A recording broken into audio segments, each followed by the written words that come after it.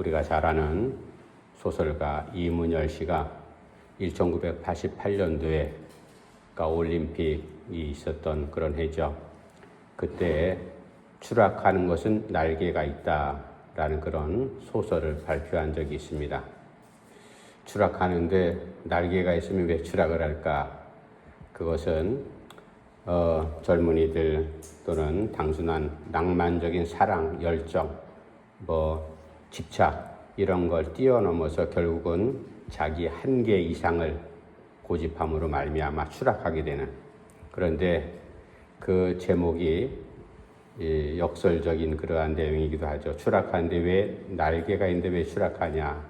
날개가 있어도 추락하는 그런 일이 다반사고, 그리고 추락하는 사람, 그 사람의 원래는 날개가 있었기 때문에 다시 올라갈 수 있다라는 그러한 뉘앙스도 품고 있죠. 그래서 거기에 반해서 사회에서 추락하는 것은 날개가 없다, 그렇게 그런 내용을 또 이야기하는 사람도 있었죠. 추락하는데 날개가 없으면 당연히 추락을 하죠. 그러니까 추락할 때 모든 것들이 한순간에 무너져 버리면 다시 날 수 없는 그런 상황. 오늘 본문 말씀이 바로 바벨론 왕이 그러한 모습으로 완전히 추락해 버리는, 하나님의 물론 심판이지만 바벨론의 교만함, 그 바벨론 왕 그리고 바벨론 국가가 교만함 때문에 결국은 추락하게 된다. 그 교만의 추락이 도대체 무엇일까? 오늘 본문 말씀을 통해서 우리가 말씀을 상고하려고 합니다. 사람은 누구든지 다 높아지려고 하죠. 그리고 승승장구하기를 원하는 것이 사람들의 본성이고 욕심이기도 합니다. 그렇다고 해서 높아진다고 해서 다 그것이 죄는 아니잖아요. 높아지는데 어떤 모습으로 높아지느냐? 하나님 없이 높아지는 것. 높은 자리에서 하나님 없이 내가 이룬 자리다. 그렇게 되면은 그것이 결국은 이제 교만함으로 나타나게 됩니다. 그 교만은 자기가 무너질 뿐만 아니라 다른 사람들도 어렵게 하는 그러한 일을 자초하게 된다는 사실을 우리가 잘 알고 있습니다. 바벨론 왕, 우리가 살펴본 이 이사야 14장 다음 주까지 살펴볼 텐데, 바벨론, 아직 시대적으로 바벨론이 등장하기 이전이지만 하나님께서 이사야를 통해서 바벨론을 미리 끌어당겨서 이러한 일이 일어날 것이다. 그리고 이스라엘은 그 바벨론에 의해서 무너질 것이다. 하나님께서 다 심판하시는 경고의 메시지, 그것을 이사야를 통해서 던져주었습니다. 이제 바벨론과 바벨론 왕이 몰락하는, 추락하는 그 가장 정점에는 뭐가 있었는가 하면 교만함이 그 안에 있었다. 그래서 그 교만함이 어떤 교만이었는지 우리가 오늘 본문 말씀을 통해서 하나님 앞에 내 자신도 혹시 내가 바벨론과 같은 그러한 교만함이 나에게 있지 않을까? 우리가 일상 살아가면서 나도 알지 못하는 가운데 그러한 일들이 펼쳐질 수가 있거든요. 그래서 늘 항상 하나님 앞에 엎드려 기도하고 말씀 앞에 내 자신을 내어놓는 이유가 내 자신을, 내 삶의 방향을 척도, 잣대, 그리고 방향을 설정해 주는 게 하나님 말씀이잖아요. 하나님 말씀 앞에 내가 바르게 걸어가고 있는지, 혹 내 스스로가 하나님 없이 자꾸만 높아지려고 하는 욕심이 있는 건 아닌지, 반대로 하나님과 함께 살아가는 성도임에도 불구하고 나는 무가치한 존재야. 그렇게 자기를 폄하하고 완전히 몰락한, 자존감을 잃어버리는 그런 상황도 바르지 못한 방법이다. 그러므로 우리가 하나님 앞에 당당하지만 교만하지 않는 모습으로 살아가는 것이 성도들의 바른 삶이다. 이제 오늘 본문 말씀 바벨론 왕의 교만함을 통해서 우리가 반면교사 삼아야 될 것이 있습니다. 먼저는 이 바벨론 왕의 어떠한 교만함이 있었는가 하면 자리의 교만함이 있었다. 본문 넘어가서 16절, 17절 말씀 제가 읽어드릴게요. 16절, 17절. 너를 보는 이가 주목하여 너를 자세히 살펴보며 말하기를 이 사람이 땅을 진동시키며 열국을 놀라게 하며 세계를 황무하게 하며 성읍을 파괴하며 그에게 사로잡힌 자들을 집으로 놓아 보내지 아니하던 자가 아니냐 하리로다. 바벨론이 등장하면서 정말로 그 당시에 주변 국가들 다 우습게 보는 아나안 부인, 정말로 잘 나가는 로마가 탁스 로마나, 그래서 전 세계를 다스릴 만한 그렇게 호령하는 대로마 제국을 이뤘지만 그 로마가 무너졌듯이 앞서서 이미 바벨론 제국도 그랬습니다. 바벨론 제국이 얼마나 힘이 셌던지 정말로 떵떵거리면서 그렇게 이스라엘 무너뜨리고 어렵게, 그러나 바벨론 왕, 바벨론 이 제국이 무너지게 된 것, 그 교만함의 모습 가운데 첫 번째는 자리의 교만함. 누구든지 이 자리가 조금 높아지거나 힘 있는 자리에 앉게 되면요, 사람들이 어깨에 힘이 들어가고 목에 힘이 들어가서 결국은 나 아닌 다른 사람들을 우습게 보는 그런 경향들이 있죠. 저 녀석이 왜 그래? 저 사람이 변했어. 예전엔 겸손하더니 왜 그렇게 꼿꼿해졌지? 저렇게 머리가 뻣뻣하지? 교만해. 그러한 말을 우리가 가끔 서로 주고받지 않습니까? 정치하는 사람들, 요즘에 우리 대한민국에 벌어진 사태들을 우리가 잘 알고 있잖아요. 그 자리 다툼 때문에 결국은 다 공멸하는 사람도 생겨나고 자리 때문에 집안도 무너지기도 하고, 그 자리가 뭔지, 그래서 정치 권력을 한번 맛본 사람들은 마약과 같아서 그것을 벗어나지 참 힘들다고 그런 얘기들을 자기들끼리 해요. 어쨌든 이 자리라는 게 얼마나 사람을 어렵게 피폐하게 만드는지, 오늘 바벨론 왕이 이제 교만한 모습 가운데 어떤 교만이 있었는가 하면 자리에 대한 교만이 있었다. 그러니까 정치적으로, 경제적으로, 군사력으로 상당한 힘 있는 자리에 있었다. 그 자리를 가지고 이렇게 저렇게 제 멋대로 움직이는 그러한 모습, 우리가 이 본문 말씀을 통해서 분명히 생각을 해야 될 것이 있습니다. 자리는 결국은 권력이죠. 그 권력 때문에 사람들이 이제 여러 가지 일을 펼쳐나가는데 그 권력을 바르게 사용하면 참 선한 영향력을 미치지만 그 권력을 자기 개인적인 욕심 그리고 엉뚱한 곳에 권력을 사용하게 되면 그것을 직권 남용, 그렇게도 표현하잖아요. 자기의 권한을 남용한다, 오용한다.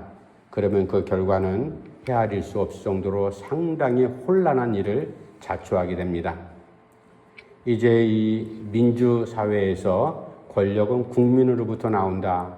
우리가 그렇게 배웠지 않습니까? 그것은 맞는 얘기죠. 그것은 정치적인 제도화에서 권력이라는 것은 당연히 세움받은 대통령이 됐건 국회의원이 됐건 장관이 됐건 자기 스스로 만들어낸 그런 권력, 그 자리가 아니잖아요. 국민들이 세워준 자리다. 그러나 성경에서는 이렇게 말씀합니다. 로마서 13장 1절에 분명히 하나님께서 바울을 통해서 세상의 모든 권세는 하나님께로부터 왔다. 그러니까 믿는 사람이든 믿지 않는 사람이든 모든 권세가 하나님으로부터 왔다. 그런데 믿음 없는 사람들이 갖고 있는 세상적인 권력, 하나님께서 주신 것인가? 그렇게 착각할 수 있지만 그 사람들은 그런 것도 인정하지 않지만 우리가 오해해서는 안 됩니다. 그 권력이라는 게 하나님으로부터 왔지만 그 권력을 왜 그 사람에게 그렇게 이용하면서 주셨는가? 그것은 질서를 바르게 세워나가기 위해서 주신 것이다. 질서를 바르게 하기 위해서 주신 이 권세, 권력을 엉뚱한데 직권 남용해 버리면요, 죽는 사람도 생겨나고 무너지는 사람도 생겨나고 억울한 사람도 생겨난다. 그래서 누구든지 자리 한번 잘못 앉으면요, 그것 때문에 교만함이 그 사람을 틈타면요, 그 자리가 자기도 무너질 뿐만 아니라 집안도 완전히 쑥대밭이 되고 사회도 어지럽히게 되고 모든 것들이 정말로 국가가 흔들흔들거리는 그러한 일들이 생겨나지 않습니까? 그래서 교만한 자리는 우리가 상당히 주의를 해야 된다. 하나님께서 나에게 주신 그런 자리들이 있습니다. 우리가 여러 가지 자리에 앉을 때마다 이 자리가 내가 나를 내세우기 위한 자리, 그것은 교만이잖아요. 하나님의 영광 때문에 만들어진 자리라고 우리가 겸손하게 신앙으로 고백하면 그 자리는 교만함이 틈탈 수가 없습니다. 그래서 자리가 교만함을 이루고 교만한 자리 때문에 엉뚱한 파국을 맞는 바벨론과 바벨론 왕이 그런 결과를 맞이했다. 우리가 반면교사 삼아야 될 겁니다. 두 번째, 이 교만함의 모습이 바벨론 왕한테 어떤 교만함이 있었는가 하면 두 번째는 18절부터 19절까지의 말씀인데 그것은 압제의 교만. 16절, 17절 말씀 제가 읽어드릴게요. 너를 보는 이가 주목하여 너를 자세히 살펴보며 말하기를 이 사람이 땅을 진동시키며 열국을 놀라게 하며 세계를 황무하게 하며 성읍을 파괴하며 그에게 사로잡힌 자들을 집으로 놓아 보내지 아니하던 자가 아니냐 하리로다. 아멘. 바벨론이 힘이 생겼죠. 권력이 생겼습니다. 자리가 높아졌습니다. 그럴 때 그 자리를 겸손하게 자기 자국 국민들뿐만 아니라 주변에 있는 어려운 나라들도 잘 돕는 그러한 선한 영향력을 끼쳤으면 얼마나 좋았을까. 그러나 그러지 못했죠. 그 권력을 통해서 어려운 나라들, 주변 어려운 사람들, 어려운 백성들을 압제하는 교만함이 바벨론 왕과 바벨론에 있었다. 압제하는 교만. 이게 바로 두 번째 이사야를 통해서 바벨론을 심판하시고 무너뜨리는 계명성이여 땅에 떨어졌다라고 하는 그 바벨론을 가리키는 얘기거든요. 하나님께서 모든 사람들에게 다 각 위치에 맞게 자리를 허락해 주셨고 권한을 주셨는데 그 권한을 엉뚱하게 사용할 때 그것이 피해를 당하는 사람들은 압제를 당하게 되죠. 압제당하는 사람들, 그 사람들의 고통은 우리가 시대적인 상황과 역사적인 여러 가지 사건들을 통해서 수도 없이 많이 배우지 않습니까? 내가 압제당하는 당사자가 되었다면요, 평생토록 그것을 가슴에 안고 이를 갈며 사람들이 살아갑니다. 그러나 압제했던 사람들은요, 그것이 어떤 고통을 줬는지 잘 알지 못해요. 히틀러가 유대인들을 압제했잖아요. 하나 머리끝 하나 양심 하나 끄떡이지 않고 그렇게 600만 명을 죽여버리는 그러한 일들. 그러나 그 고통 가운데서 살아남은 고통의 현장 가운데서 압제당했던 여러 사람들의 모습을 볼 때 그 고통은 이루 말할 수가 없습니다. 우리 민족도 그러한 것을 여러 번 겪었지 않습니까? 압제하는 이 교만, 바로 하나님께서 심판하는 두 번째 바벨론 왕과 바벨론의 모습이 바로 그런 거였다. 압제하려면 힘이 있어야지 누구를 찍어 누를 거 아니겠어요? 권력이라는 게 바로 그겁니다. 자리가 바로 그런 의미거든요. 직권이 남용되면 남을 압제하고 어렵게 하는 일들이 만들어지게 됩니다. 우리가 권세는 하나님께로부터 온다. 하나님께로부터 받은 우리의 권한을 오남용하지 않도록 우리가 선하게 영향력을 펼칠 수 있도록, 그래서 기도할 때마다 하나님, 내가 영향력을 끼칠 수 있는, 그래서 우리가 다 지도자라고 그랬잖아요. 무언가 자식에게든지 누구에게인가 영향력을 미칠 수 있는 자리라고 하면 그 사람이 다 지도자의 위치에 있는 사람들이거든요. 그 지도자가 펼치는 모든 일거리를 통해서 압제하는 일이 아니라 정말로 남을 살려주는 그러한 놀라운 일들, 이러한 일이 꼭 생겨나기를 간절히 바랍니다. 성경에는 압제하는데 거기에 순응하지 않고 그것에 반발해가지고 거역했던 사람들이 등장하잖아요. 대표적으로 출애굽 시대에 이제 하나님께서 애굽 땅에서 종살이하는 이스라엘 백성들, 이 사람들은 건강한, 종으로 노예로 살지만 신체가 건강합니다. 그래서 다산하고 출산율도 높죠. 그래서 히브리 산파들을 불러다가 바로 왕이 지금부터 태어나는 애들 남자가 태어나면 죽여버려라. 그러나 히브리 산파들 그 말을 듣고 얼마나 무서워했을까. 왕의 명령에 불복종하면 당장 죽음 아니겠어요. 뒤도새도기 모르게 죽이는 것. 지금처럼 무슨 인권이 있습니까? 재판이 있습니까? 죽여 그러면 당장 죽는 게 끝이죠. 그러나 히브리 산파 십부라와 부하 우리가 잘 알지 않습니까? 이 두 여인은 바로 왕의 명령보다도 하나님의 말씀과 하나님의 율법, 신앙을 더 우선시했기 때문에 그것을 거역하지 않습니까? 그러한 모습들. 그리고 다니엘이 이제 왕의 조서가 찍힌 줄 알고도 왕 외에는 누구에게도 절하지 말라 했지만 다니엘은 하나님을 향해서 하루에 3번씩 기도했던 것을 끊이지 아니했다.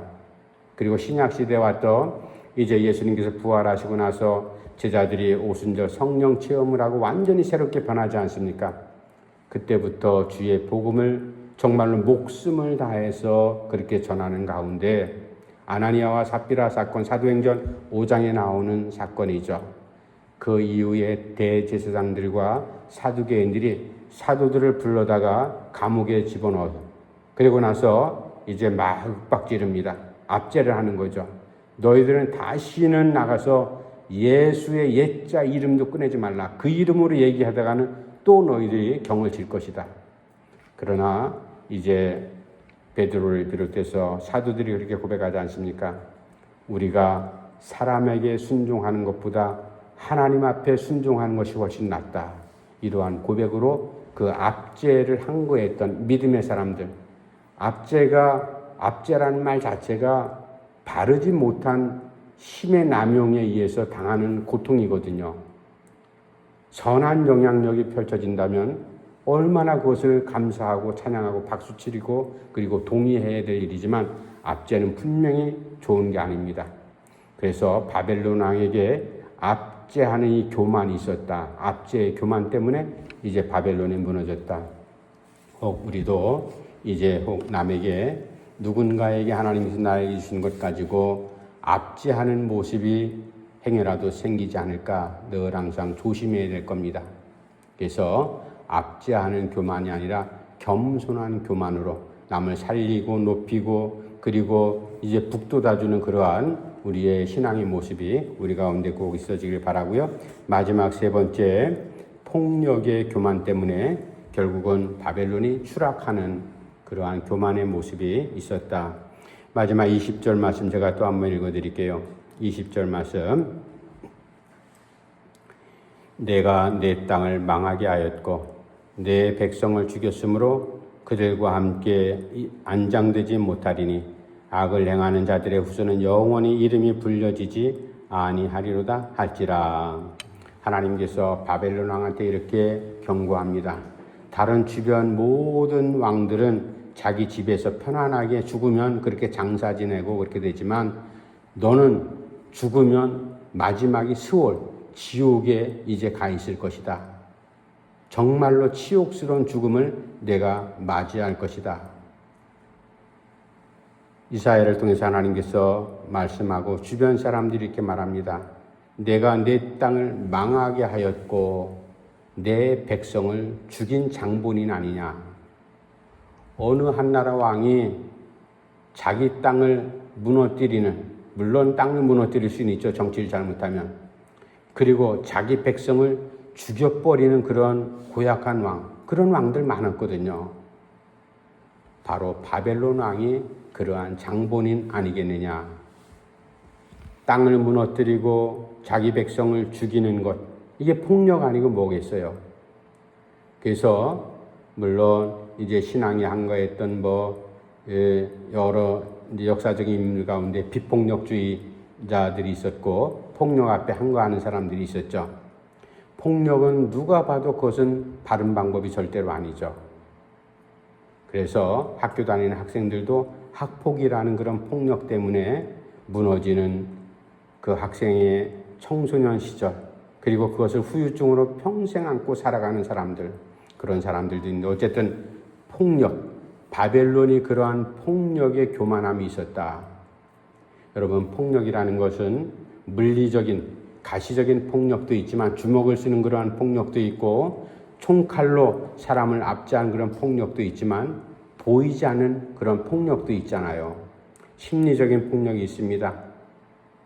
언어적인 폭력, 말 이런 것들이 다 보이지 않는 폭력이지만 그것이 얼마나 큰 폭력이겠어요.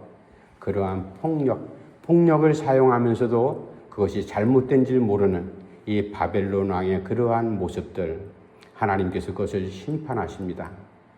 폭력이 나쁜 것인지도 모르고 그것을 제 멋대로 사용할 때 그것이 교만이 되었다.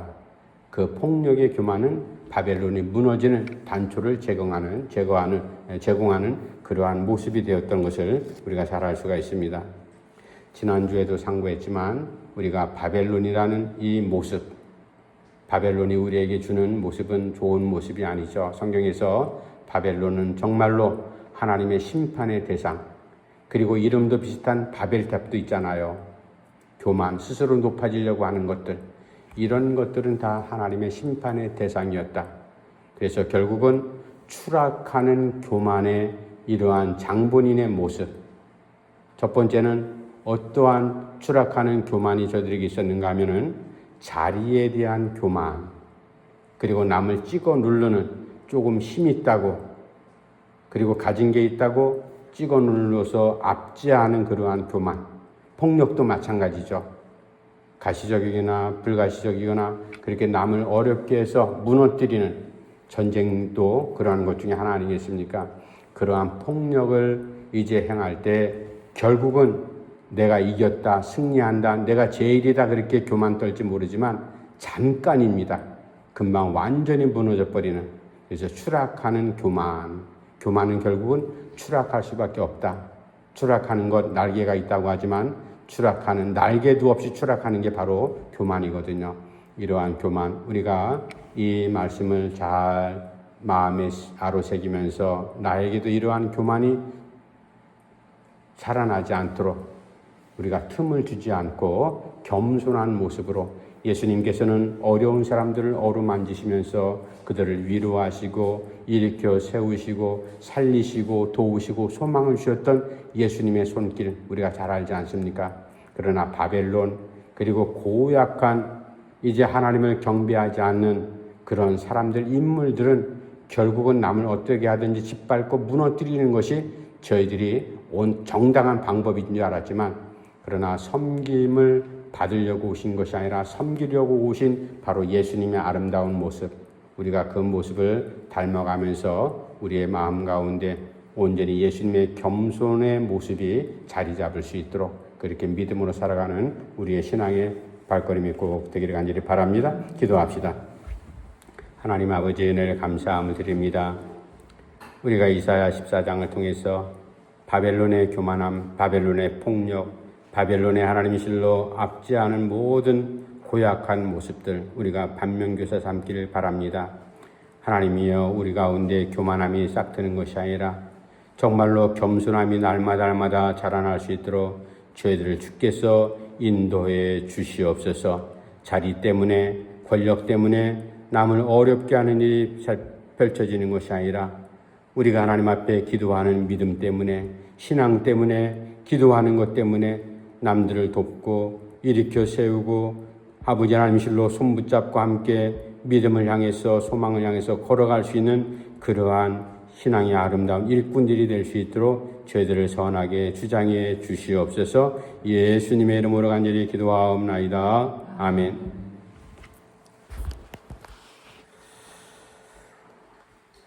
찬송가